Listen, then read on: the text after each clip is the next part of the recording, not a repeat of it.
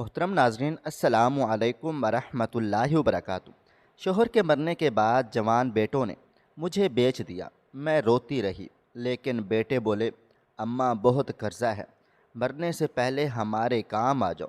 وہ بڈھا میرے بیٹوں کو 2 لاکھ دے کر مجھ سے نکاح کر کے لے گیا۔ گھر پہنچتے ہی وہ بڈھا دل کا دورہ پڑنے سے مر گیا۔ پتہ چلا اس کا کوئی وارث نہیں تھا۔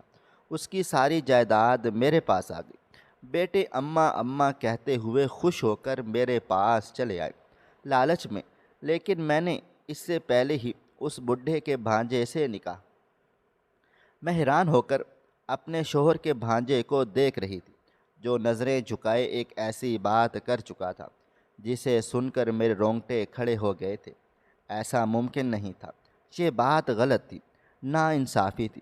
بے شک میری عمر اتنی نہیں تھی، میں اس لڑکے سے نکاح کر سکتی، لیکن جو بات وہ بول رہا تھا اسے سن کر مجھے یقین ہی نہیں آ رہا تھا۔ ایسا ممکن نہیں ہے، تمہیں کوئی غلط فہمی ہوئی ہے، میں بے اختیار بولی تھی۔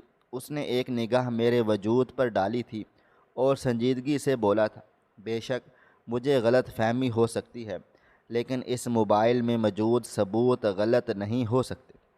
یہ کہتے ہی اس نے اپنا موبائل فون میرے ہاتھ میں دے دیا تھا، اور جیسے جیسے میں وہ ویڈیو کلپ دیکھتی رہی میرے ہوش اڑ گئے تھے۔ اچانک اس نے میرے کندھے پر ہاتھ رکھا تھا اور میری آنکھوں میں دیکھتے ہوئے بولا تھا، میڈم، آپ اس بارے میں ضرور سوچیں، اس کے بعد مجھے اطلاع کریں۔ آپ دونوں کے درمیان کوئی تعلق قائم نہیں ہوا، یعنی عدت ممکن نہیں، ہم دونوں نکاح کر سکتے ہیں۔ میں آپ کے جواب کا انتظار کروں گا۔ یہ بول کر وہ ٹھہرا نہیں تھا، بلکہ وہ وہاں سے جا چکا تھا۔ وہ تقریباً 30 سال کا تھا اور میں 45 سال کی عورت تھی، جس کے 3 بچے تھے، 2 بیٹے اور 1 بیٹی۔ کافی دیر تک میں اسی بارے میں سوچتی رہی تھی، اور پھر تھک ہار کر بستر پر لیٹ گئی تھی۔ میری آنکھوں میں آنسو آنے لگ گئے تھے، دل ایسا لگتا تھا جیسے ابھی پھٹ جائے گا۔ مجھے یقین ہی نہیں آ رہا تھا کہ میری سگی اولاد میرے ساتھ ایسا بھی کر سکتی ہے، اس حد تک بھی گر سکتی ہے۔ کافی دیر تک میں لیٹی بالکل گم رہی تھی، اور پھر میں نے حوصلہ کر لیا تھا، اگر مجھے کچھ وقت اس دنیا میں مزید گزارنا تھا تو مجھے کسی مضبوط سہارے کی اشد ضرورت تھی، اور فی الحال ہاشم سے زیادہ مضبوط سہارا مجھے کوئی نہیں دے سکتا تھا۔ وہ نوجوان 30 سال کا تھا، لیکن ذہانت اس کے پاس ایک بڑی عمر کے تجربے کار مرد کی طرح تھی۔ میں نے موبائل فون اٹھایا تھا اور اللہ کا نام لے کر نمبر ڈائل کر دیا تھا۔ پہلی بیل پر ہی اس نے میری کال ریسیو کر لی تھی۔ میں بنا سوچے سمجھے بولی تھی، فوراً سے مولوی صاحب کا انتظام کرو، میں نکاح کے لیے راضی ہوں۔ چند لمحے تک دوسری طرف سے آواز موصول نہیں ہوئی تھی، اور پھر اچانک اس نے سوال کیا تھا، یہ آپ اپنی رضامندی سے کر رہی ہیں یا پھر کسی بات کے دباؤ میں آ کر؟ دیکھیں، اگر میں نے نکاح کیا تو میں آپ کو چھوڑوں گا نہیں۔ آپ جب تک میری بیوی رہیں گی، جب تک میری سانسیں چل رہی ہیں۔ تب میں بے اختیار بولی تھی، امید یہی ہے تم سے کہ تم ایمانداری سے شادی کو نبھاؤ گی، باقی جو اللہ تعالیٰ کو منظور۔ یہ بول کر میں نے موبائل فون رکھ دیا تھا۔ میری آنکھوں سے آنسو بھل بھل بہنا شروع ہو گئے تھے، دل پتھر ہو رہا تھا، آنکھیں لال سرخ ہو گئی تھیں۔ جس اولاد کو میں نے ہمیشہ سینے سے لگایا، جس اولاد کے لیے میں نے اتنا کچھ کیا، وہی اولاد میری کاٹ کر رہی تھی۔ کافی دیر تک میں سسکیوں سے روتی رہی تھی، اور پھر اچانک کمرے کے دروازے پر ہونے والی دستک نے مجھے ہوش میں لا پٹخا تھا۔ میں نے سر اٹھا کر دیکھا تو سامنے گھر کی ملازمہ کھڑی ہوئی تھی۔ وہ سر جھکا کر بولی تھی، بیگم صاحبہ، نیچے تمام انتظامات ہو گئے ہیں، صرف آپ کا انتظار ہے۔ آپ چادر لے کر آ جائیں تو نکاح کا آغاز کرتے ہیں۔ اس ملازمہ کی آواز سن کر میں اپنی جگہ سے کھڑی ہو گئی تھی اور اپنے قدم نیچے کو بڑھا دیے تھے۔ میرا دل مجھے یہ سب کرنے سے روک رہا تھا، لیکن دل میں امید تھی، آس تھی کہ اب میرے ساتھ کچھ بھی غلط نہیں ہوگا۔ میں نے آج تک کبھی کسی کے ساتھ کوئی برا نہیں کیا تھا، ہمیشہ ہر ایک کے کام آئی تھی، تو بھلا میرے ساتھ ایسا کیوں ہوا تھا؟ میں نیچے پہنچی تو ہاشم فوراً سے کھڑا ہو گیا تھا۔ مولوی صاحب اور کچھ گواہ صوفے پر بیٹھے ہوئے تھے۔ میں نے اللہ کا نام لیا تھا اور آنکھیں بند کیے ہاشم کے پاس بیٹھ گئی تھی۔ چند لمحے کے بعد مولوی صاحب کی آواز میرے کانوں کے پردوں سے ٹکرائی تھی۔ سائرہ فیاض، آپ کا نکاح ہاشم مبین کے ساتھ طے کیا گیا ہے، کیا آپ کو یہ نکاح قبول ہے؟ یہ الفاظ نہیں گویا خنجر تھے۔ میں نے کبھی نہیں سوچا تھا کہ میری شادی مجھ سے 10 سال چھوٹے لڑکے سے ہو جائے گی۔ میرے لیے یہ ایک بہت بڑا دھچکا تھا، لیکن فی الحال مجھے اس جائیداد کو سنبھالنے والا اور اپنے لیے کسی مضبوط سہارے کی اشد ضرورت تھی۔ میں نے گہری سانس لی تھی اور سر کو ہلکی سی جنبش دیتے ہوئے بولی تھی، ہاں قبول ہے۔ اسی انداز میں ہاشم سے بھی سوالات کیے گئے تھے۔ اس نے بھی کافی مطمئن انداز میں نکاح قبول کیا تھا۔ نکاح مکمل ہوتے ہی مولوی صاحب اپنی فیس لے کر جا چکے تھے۔ ہاشم مجھ سے کچھ کہتا اس سے پہلے ہی چوکیدار گھر کے اندر داخل ہوا تھا۔ ہم دونوں ایک ساتھ اس کی طرف متوجہ ہوئے تھے۔ وہ ہاشم کو دیکھتے ہوئے بولا تھا، صاحب باہر 3 لوگ آئے ہوئے ہیں، 2 لڑکے 1 لڑکی، بہت رو رہے ہیں اور درخواست کر رہے ہیں کہ بیگم صاحبہ سے ایک بار ملاقات کروا دی جائے۔ ان کے ہی بچے ہیں۔ میں پھٹی پھٹی نگاہوں سے چوکیدار کی بات سن رہی تھی۔ مجھے یقین ہی نہیں آ رہا تھا کہ جس اولاد نے مجھے بیچا تھا وہ میری دہلیز پر کھڑے ہوئے تھے۔ اچانک ہی میرے ذہن میں دھماکہ ہوا تھا۔ مجھے لمحے میں سمجھ آ گیا تھا کہ وہ لوگ کیوں آئے ہیں۔ میں اپنی جگہ سے کھڑی ہوئی تھی اور چوکیدار کو دیکھتے ہوئے بولی تھی، اگر ان لوگوں نے اس گھر کی دہلیز پر قدم رکھا تو تمہیں میں اس نوکری سے نکال دوں گی۔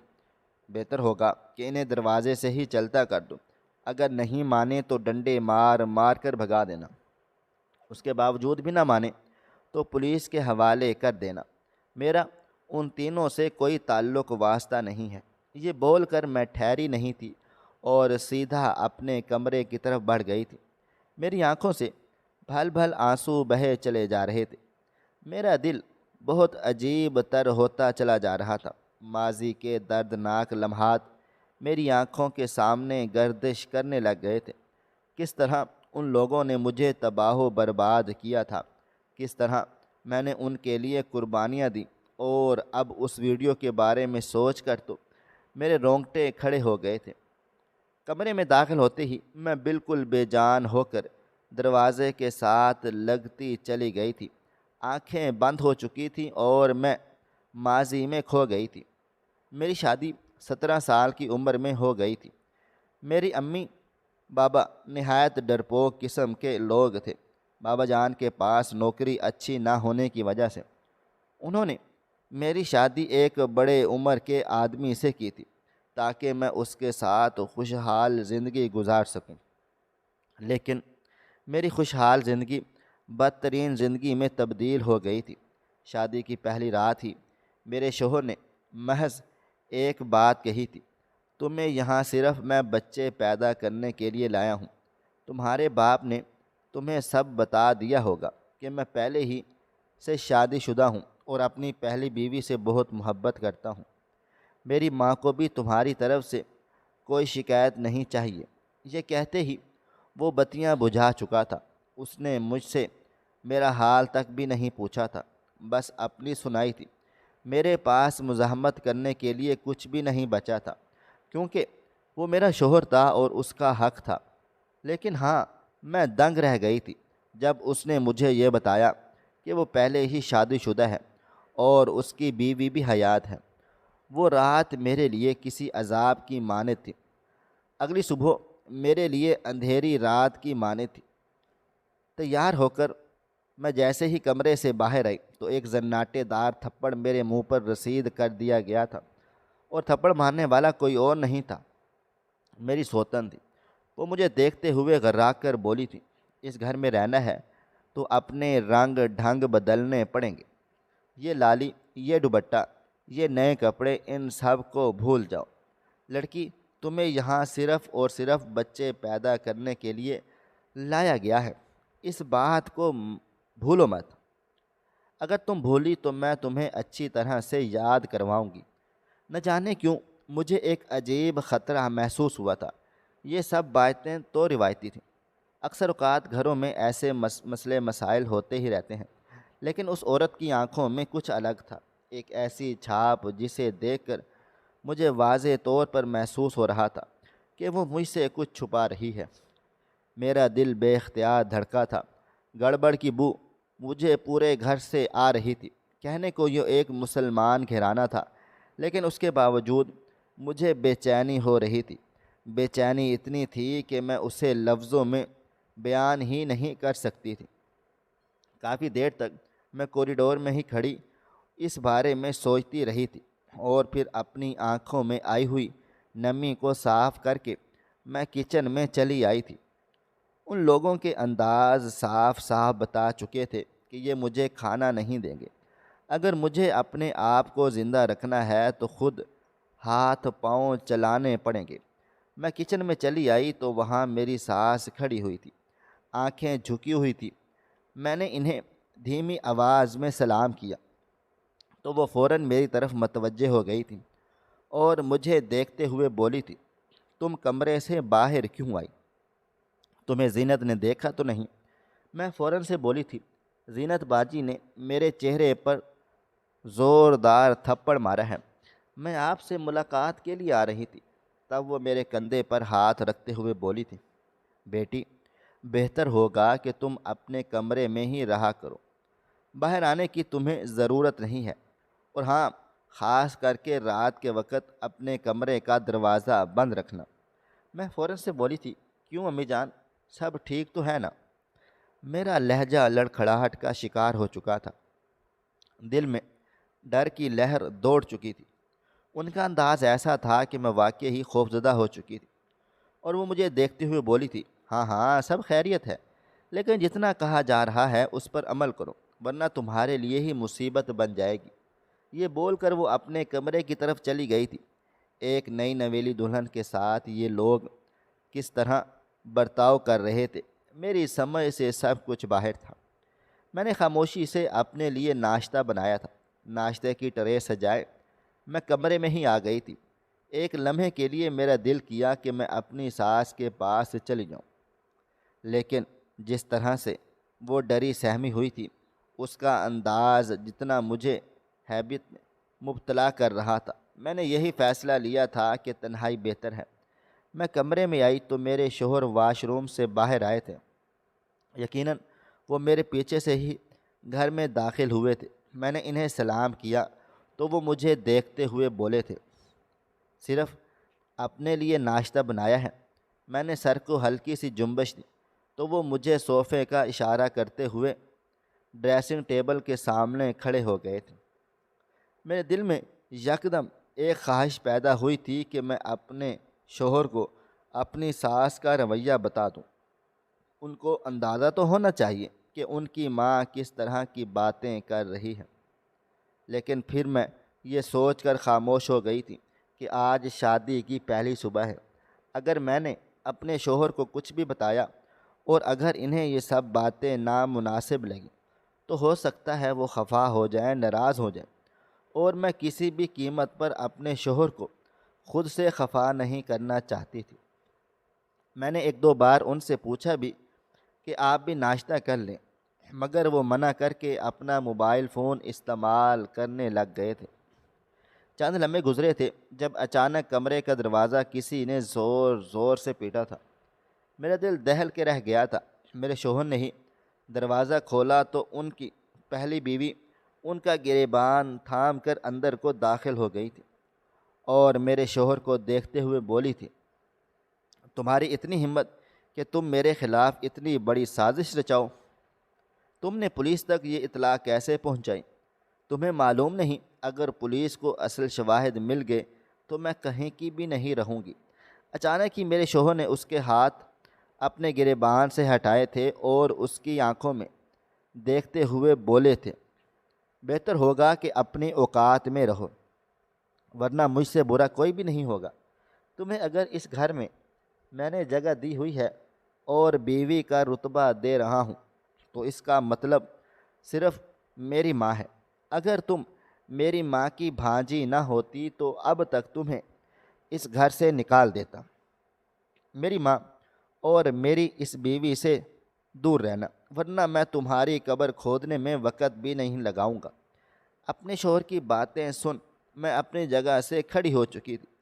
اس نے ایک قہر آلود نگاہ میرے وجود پر ڈالی تھی اور کاشف کو دیکھتے ہوئے بولی تھی، یہ دھمکیاں اور یہ انداز آپ کو بہت بھاری پڑے گا۔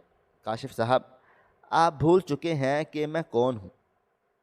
یہ بول کر وہ دندناتی ہوئی باہر کو چلی گئی تھی۔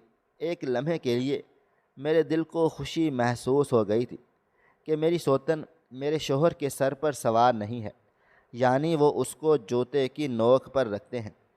مجھے اب ڈر کے رہنے کی ضرورت نہیں تھی۔ ابھی میں کچھ کہتی اس سے پہلے ہی میرے شوہر دھاڑتے ہوئے بولے تھے، لڑکی، اوقات میں رہنا، کہیں تم یہ سمجھو کہ میں اپنی بیوی کے ساتھ ایسا رویہ رکھ رہا ہوں تو تم اس کی بات کی اہمیت نہیں دوں گا۔ اگر مجھے اس نے تمہارے خلاف کچھ بھی کہا یا چھوٹی سی بات بھی اس نے میرے سامنے تمہاری رکھی تو مجھ سے برا کوئی بھی نہیں ہوگا۔ وہی میری پہلی محبت ہے۔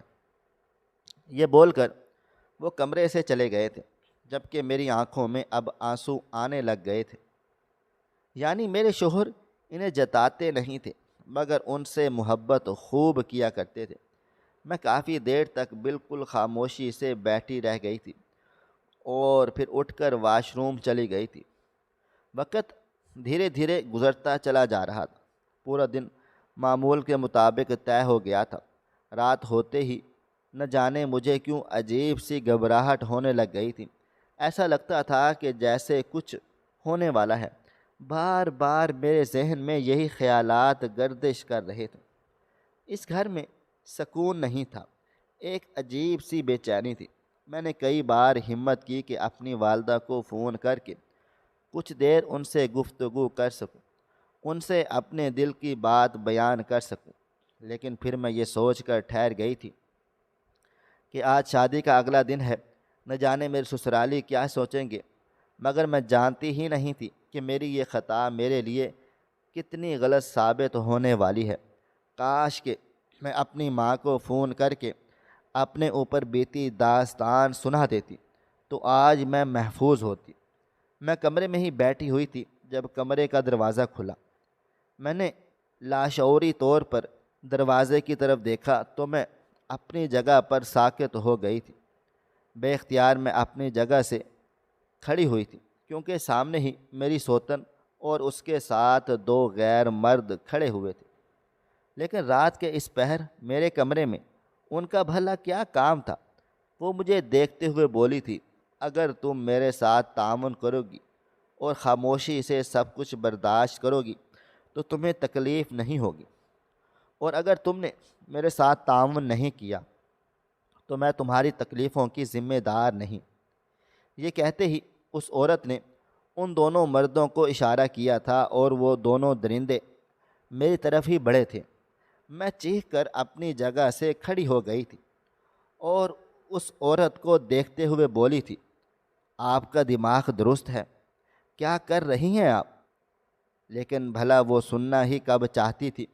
اچانک ہی ایک شخص نے میرا بازو زور سے پکڑ لیا تھا اور مجھے بستر پر دھکیلتے ہوئے بولا تھا، میڈم بہتر ہوگا کہ آپ ہمارے ساتھ تعاون کریں، اگر نہیں کریں گے تو نقصان اٹھائیں گی۔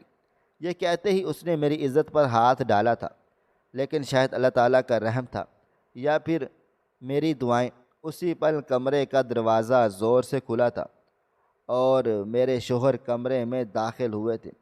انہیں دیکھتے ہی ایسا لگتا تھا جیسے میرے جسم میں کسی نے زندگی بھر دی ہو۔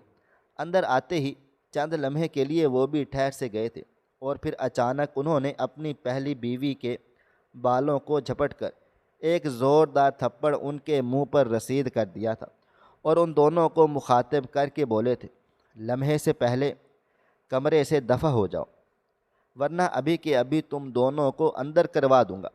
میرے شوہر کی دھاڑتی ہوئی آواز سن کر وہ واقع نہیں ٹھہرے تھے اور بھاگنے والے انداز میں کمرے سے چلے گئے تھے۔ میری آنکھوں میں آنسو نہیں رک رہے تھے۔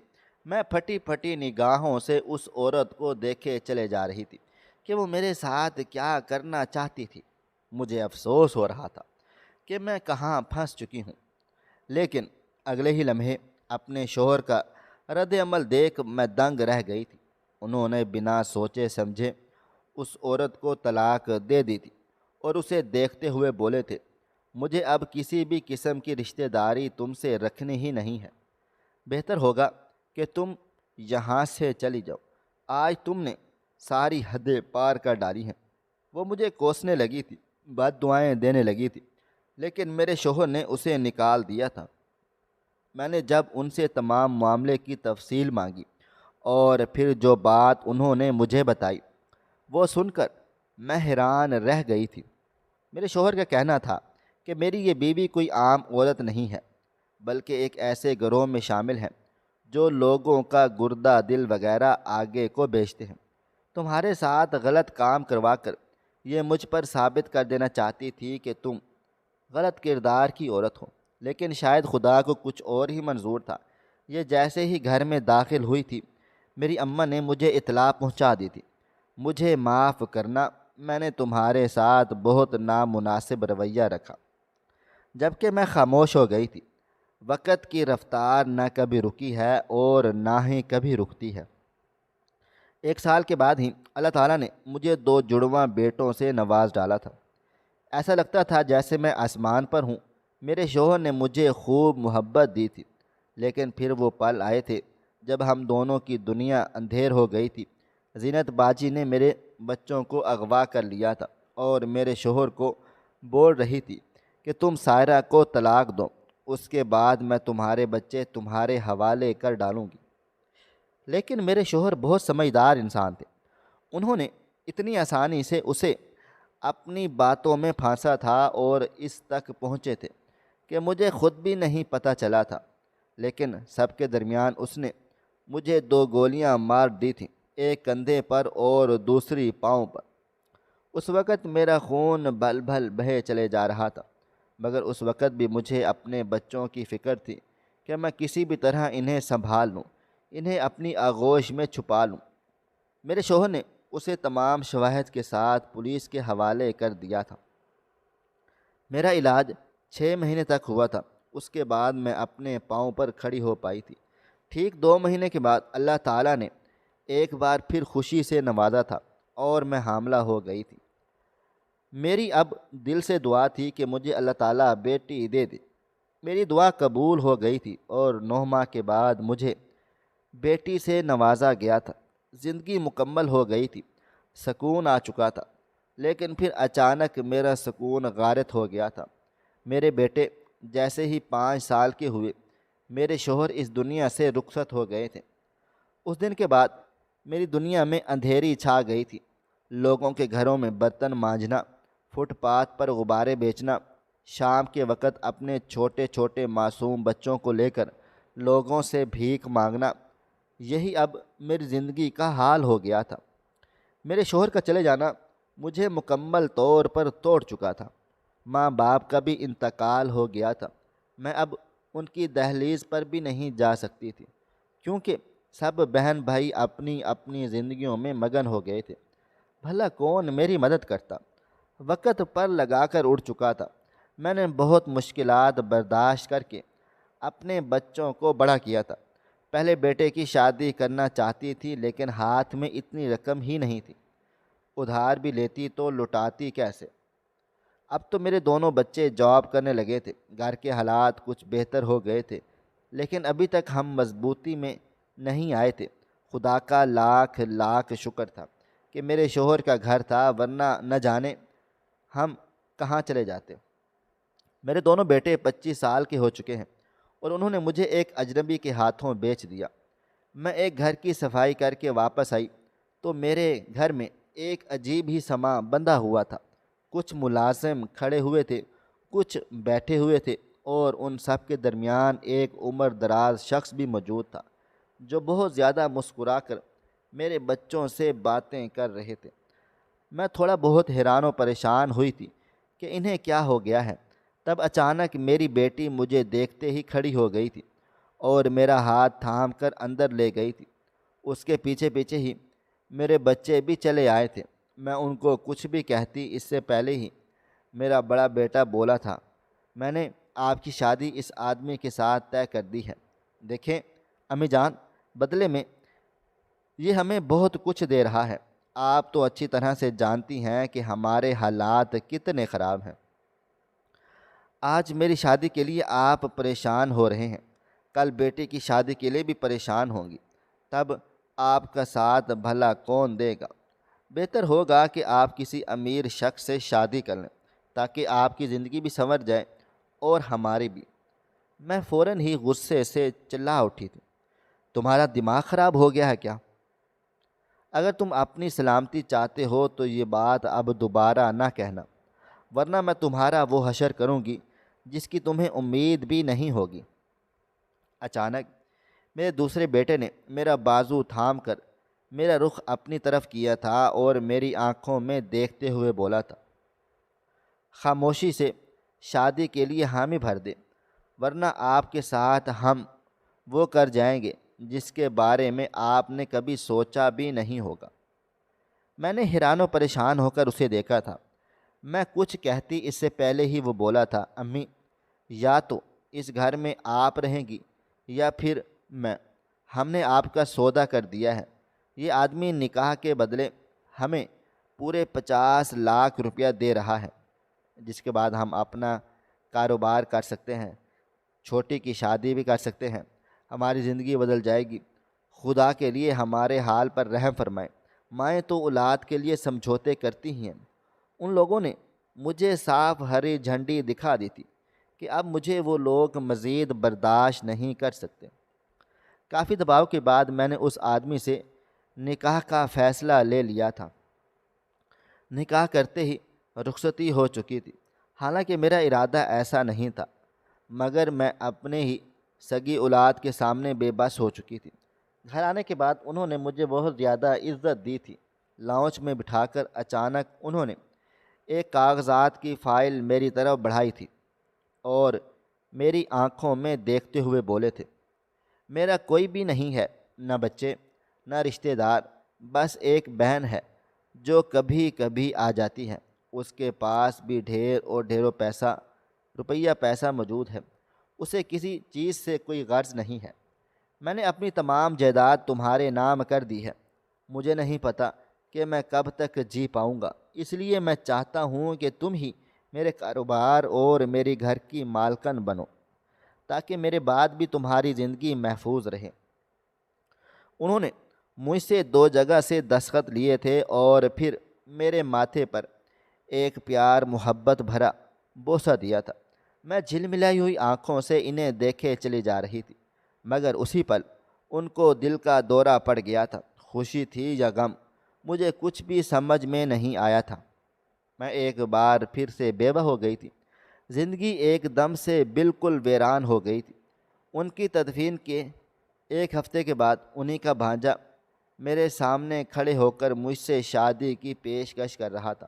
جب میں نے اسے منع کیا تو اس نے میری طرف ایک ویڈیو بڑھائی تھی جس میں میرے تینوں بچے ایک عورت کے سامنے بیٹھے بات چیت کر رہے تھے، جس میں واضح طور پر آوازیں آ رہی تھیں کہ جی ہماری والدہ کی عمر اتنی نہیں ہے، اگر آپ ان کا گردہ نکال کر آگے بیچیں تو آپ کو فائدہ ہو سکتا ہے، ہمارے لیے وہ کسی کام کاج کی نہیں ہے، ان کا دل بھی بالکل ٹھیک ہے، کبھی بھی انہیں ہارٹ فیل یا کسی بھی قسم کا مرض نہیں ہوا۔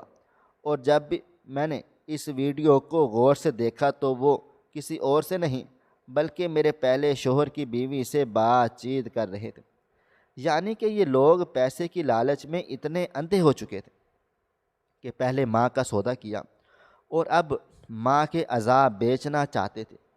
اس لیے میں نے ہاشم سے نکاح کیا تھا تاکہ کبھی بھی مجھ پر ایسی مصیبت آئے تو وہ مجھے سنبھال سکے، میری حفاظت کر سکے۔ میری زندگی میں اب کسی ایک ایسے شخص کا ہونا بہت ضروری تھا جو ہر لمحہ مجھے محفوظ رکھ سکے۔ لیکن اب ان تینوں کا آنا اس بات کی نشاندہی تھی کہ وہ لالچ میں آئے، کیونکہ میرے سابقہ شوہر نے تمام جائیداد میرے نام کر ڈالی تھی۔ وقت دھیرے دھیرے گزرتا چلا جا رہا تھا۔ ہاشم نے میرے تینوں بچوں کے خلاف FIR درج کروا ڈالی تھی، اور جب یہ بات اس نے مجھے بتائی تو میرے دل کو ٹھیس پہنچی تھی۔ ایک لمحے کے لیے میرا دل کانپ اٹھا تھا۔ میرے بچے تھانے میں تھے، یہ سوچ آتے ہی میرا دل لرز اٹھا تھا۔ اپنی اولاد سے لاکھ اختلافات سہی، لیکن میں کسی بھی قیمت پر اپنے بچوں کو حوالات میں نہیں دیکھ سکتی تھی۔ میں نے فوراً ہی سے ہاشم سے اس بارے میں بات چیت کی تھی۔ وہ راضی نہیں تھا۔ اس نے مجھے منع کر دیا تھا کہ یہ معاملات میرے ہیں، میں انہیں خود ہی سنبھال لوں گا، آپ اس میں نہ ہی بولیں تو اچھا ہے۔ لیکن مجھ میں ہمت نہیں تھی کہ میں اپنی سگی اولاد کو بند ہوتا ہوا دیکھتی۔ ہاشم مجھ سے ناراض ہو گیا تھا۔ وہ مجھ سے بات چیت بھی نہیں کر رہا تھا، کیونکہ میں اس سے لڑ پڑی تھی، اور اس نے مجھے صاف صاف کہا تھا کہ آپ بہت پچھتائیں گی، بہت زیادہ۔ لیکن میں اولاد کی محبت میں اتنی اندھی ہو گئی تھی کہ ان کو حوالات سے باہر نکال آئی۔ اور کہتے ہیں نا، جس پر آپ زیادہ یقین کرو وہی لوگ آپ کو ڈستے ہیں۔ باہر آتے ہی وہ مجھے جذباتی کر کے گھر لے آئے تھے، لیکن میں جانتی ہی نہیں تھی کہ گھر پر تو میرے لیے ایک نیا جال بچھا ہوا ہے۔ میرے شوہر کی پہلی بیوی، اس کے کارندے وہیں پر موجود تھے، کاغذات رکھے ہوئے تھے۔ گھر لاتے ہی میرے بڑے بیٹے نے میرے سر پر بندوق رکھ دی تھی اور مجھے حکم صادر کر دیا تھا کہ میں ان کاغذات پر دستخط کروں، جس میں وصیت لکھی ہوئی ہے کہ میرے سابقہ شوہر کی تمام جائیداد میرے تینوں بچوں کے نام میں اپنی خوشی سے کر رہی ہوں، اور مکمل رضامندی سے میں اپنے جسم کے اعضاء ڈونیٹ کر رہی ہوں۔ میں اپنے بیٹے کو پھٹی پھٹی نگاہوں سے دیکھے چلے جا رہی تھی۔ میں بے اختیار بولی تھی، کچھ تو خدا کا خوف کرو، میں تمہاری ماں ہوں، میں نے تمہیں جنم دیا ہے۔ لیکن وہ تینوں فرونیت پر اتر آئے تھے، مگر اس بار میرا فیصلہ غلط ثابت نہیں ہوا تھا۔ ہاشم اسی پل وہاں پہنچا تھا، پوری پولیس فورس کے ساتھ۔ اس نے میرے پہلے شوہر کی پہلی بیوی، اس کے کرندے اور میرے تینوں بچوں کو حوالات میں بند کروا دیا تھا۔ بیٹی کے لیے میں نے نرم گوشہ دکھایا تھا، مگر ہاشم نے میری ایک بھی بات نہیں سنی تھی۔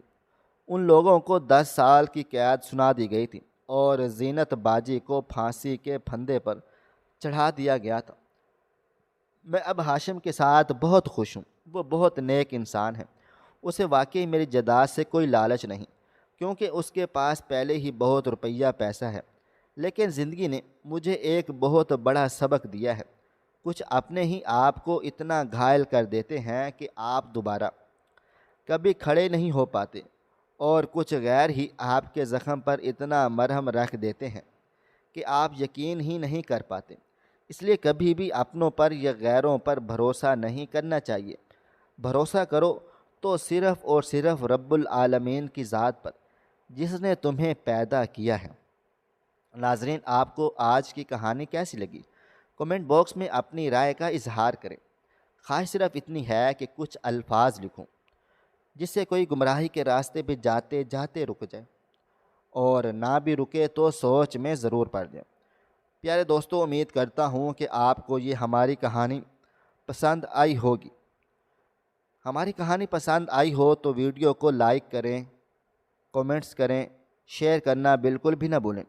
اور ہاں، اگر آپ لوگ اس چینل پر نئے ہیں تو اس چینل کو سبسکرائب ضرور کر لیجئے گا، اور نوٹیفیکیشن کو ضرور دبا دیجئے گا تاکہ آنے والی کہانی سب سے پہلے آپ کو مل سکے۔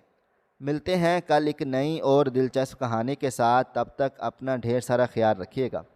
اللہ حافظ۔